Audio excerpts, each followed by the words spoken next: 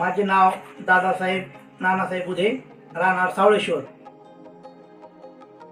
मला एका ठिकाणी नोकरीला असल्यामुळे 2-3 तास उठायला वेळ मिळत नव्हता आणि त्यामुळे माझा एक त्रास वाढला होता. माझा पायाची जी पिंढरी आहे ती दररोज अशी टम फुगायची आणि रात्री त्याला फार त्रास व्हायचा. परंतु हे फार काळ चाललं मी तो त्रास सहन केला. डॉक्टरला दाखवलं, गोळ्या औषध घेतले. परंतु शागड इथे मला पत्ता मिळाला की इथे एक वेगळ्या प्रकारची थेरपी करून मिळते.